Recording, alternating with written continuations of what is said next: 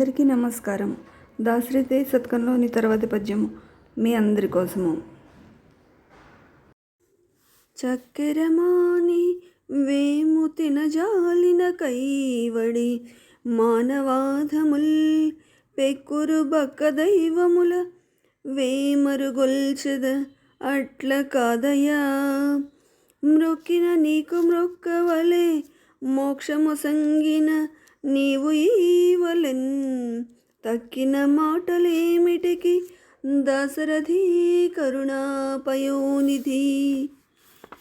భావము: నీచులైన కొందరు మనుష్యులు తీయని పంచదారను వదిలిపెట్టి చేదును తింటారు. అదేవిధంగా ఎందరో మానవులు వివిధ దేవుళ్ళని వివిధ పర్యాయాలు పూజిస్తారు. మిగిలిన మాటలందుకు అన్నీ ఎందుకు? నిజానికి వారు చేసేది సరైనది కాదు. మ్రొక్కితే శ్రీరామచంద్రుడికే మ్రొక్కాలి అని ఇక్కడ రామదాసు భావము. వ్యాఖ్య: కొందరు బక్కదేవుళ్ళు, మరికొందరు పెద్ద దేవుళ్ళు అని ఉండరు. దేవుడు ఒక్కడే.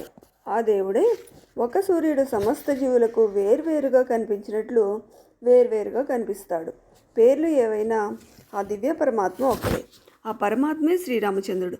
ఆ రామచంద్రుడు ఉండగా, అంటే పరబ్రహ్మైన రాముడే ఎదుట ఉండగా మరో దైవాన్ని ఎందుకు తలచడం, భజించడం అనే ఉద్దేశం తప్ప మరో దైవాన్ని భక్త రామదాసు కించపరచడం లేదు.